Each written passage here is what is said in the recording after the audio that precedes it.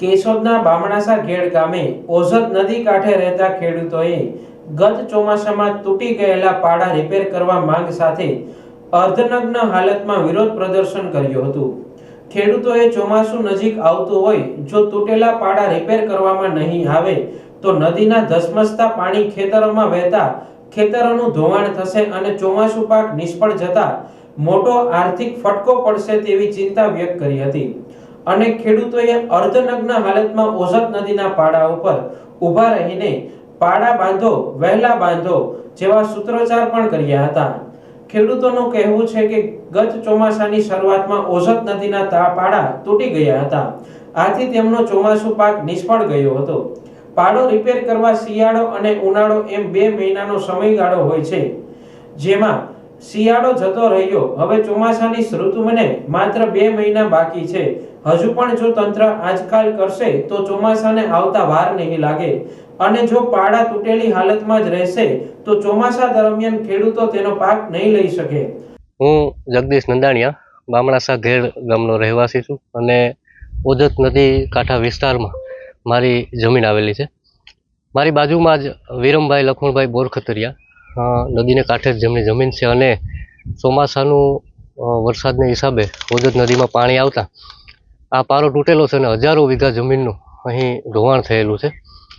તંત્રને વારંવાર રજૂઆત કરવા છતાં પણ અહીં કોઈ જોવા આવેલ નથી અને આનું કોઈ પણ સમારકામ હજુ સુધી કરવામાં આવ્યું નથી। હાલ ચોમાસું નજીક હોય એટલે ખેડૂતોને પોતાની જમીન ધોવાવાની હજુ પણ ભીતિ સેવાઈ રહી છે, ત્યારે અમે સરકારશ્રીને નમ્ર વિનંતી કરીએ છીએ કે આ વહેલી તકે પારા બાંધવામાં આવે તો હજી ખેડૂતોની જમીનો જે છે તે બંજર થતી અટકે અને નુકસાન થતી અટકે। આજે શું કર્યું તમે? આજે ખેડૂતોએ આસપાસના ખેડૂતોએ ભેગા થઈ અને નગ્ન હાલત જે શર્ટ કાઢી અને એક વિરોધ દર્શાવ્યો છે કે હજુ સુધી આ તંત્ર અમે તો કહીએ કે બેરું તંત્ર કે જે હજી સુધી કોઈ જોવા આવ્યું નથી, ખેડૂતોની વેદના કોઈ સાંભળી નથી। જો અહીં જોવા આવે તો અધિકારીઓ શ્રી જોઈ નીકળી જાય છે, કોઈ એના પાપે અહીં કામ થાય એવું કોઈ વિચારતું નથી। માટે હજી એક જ અમે વિનંતી કરીએ છીએ કે વહેલી તકે જો આ પારા બંધાય તો અમારી જમીનો અહીં હજી સુધી બચી શકે તેમ છે।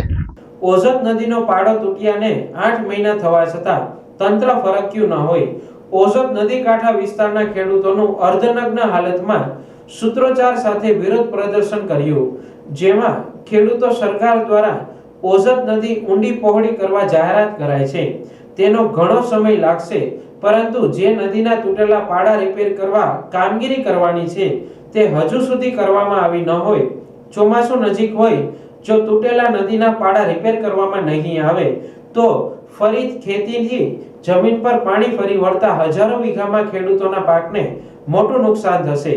આ વિરોધ પ્રદર્શન વખતે ખેડૂતોએ બામણાસાની મુલાકાતે આવેલ કેન્દ્રીય મંત્રી મનસુખભાઈ માંડવિયાએ ઓઝત નદી ઊંડી અને પહોળી કરવા વચન આપ્યું, પરંતુ નદીના તૂટેલા પાડા રિપેર કરવા સમય મળતો ન હોવાના આક્ષેપ કરી વિરોધ નોંધાવ્યો હતો।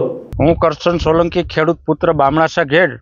આ ઘેડના મુદ્દાથી કાયમી ખેડૂતો પરેશાન છે। હજારો વીઘા જમીન બંજર બની ગયેલી છે અને મારી હારે ખેડૂત ઊભા વિરમભાઈ કરીને છે, એ ઓફિસની અંદર લગભગ 10 ધક્કા ખાધેલા છે, અધિકારીના પેટનું પાણી નથી હલતું। તો આ સરકારને મારી એક નમ્ર વિનંતી છે કે ગયા વર્ષની અંદર બામણાસાની અંદર ભાગવત સપ્તાહ જેવો ગ્રંથ હાલતો હતો, જ્યારે અમારા સાંસદ શ્રી મનસુખભાઈ માંડવિયા જે મોદીજી વિશે ગેરંટી આપી ગયા, આજે એ ગેરંટીનું શું મીડિયા મારફત મારે એટલું કહેવાનું છે કે તમે આ વિડીયો મનસુખભાઈ સુધી પુગાડો।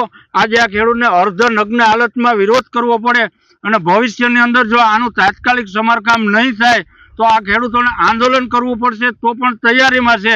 એટલે મહેરબાની કરી અને હું અધિકારીઓને અમારા સાંસદશ્રીને એટલું કહેવા માગું કે આ ગરમીની અંદર એસીની બહાર નીકળી અને ઘેડની સમસ્યાને માટે જે અત્યારે બામણાસા ગામની અંદર તમામ પારા તાત્કાલિક રિપેર કરવામાં આવે, જો આ પારા રિપેર કરવામાં નહીં આવે કે આને માટે 10 દિવસમાં કોઈ એક્શન લેવામાં નહીં આવે તો તમામ ખેડૂત અમે કદાચ કલેક્ટર કચેરીએ આનું આંદોલન કરવું પડે તો પણ કરશું। એટલે અમારી એક વિનંતી છે, ખેડૂત વતી એક લાગણી છે મારી કે તાત્કાલિક મનસુખભાઈ આ મુદ્દાને ધ્યાન આપી અને તમારા અધિકારીઓને દોડતા કરી અને એમરજન્સીમાં આ કામ પૂર્ણ થાય એવી પ્રાર્થના તમારી પાસે કરું। જય હિન્દ, જય ભારત। આપને જણાવી દઈએ કે ગત ચોમાસામાં ઘેડ પંથકમાં પસાર થતી ઓઝત નદીના કાંઠા પર અસંખ્ય પાડા તૂટવાની ઘટના બનવા પામી છે. સરકાર ઝડપથી નદી કાંઠે તૂટેલા પાડા રિપેર કરે તેવી ખેડૂતો માંગ ઉઠવા પામી છે. એમ જે વઘાસિયા, નાયબ કાર્યપાલક ઇજનેર સિંચાઈ પેટા વિભાગ નંબર 29 કેશોદ. ગત ચોમાસામાં ભારે વરસાદના કારણે બામણાસા ગામે જે પાડાનું ધોવાણ થયેલ હતું તે પાડાઓ માટે સિંચાઈ યાંત્રિક વિભાગની મશીનરી સરકારશ્રી દ્વારા ફાળવી આપેલ છે. આ કામગીરી આજરોજ શરૂ કરવામાં આવેલ છે. આ કામગીરી આગામી ચોમાસા પહેલા સલામત તબકે લાવી પૂર્ણ કરવાનું આયોજન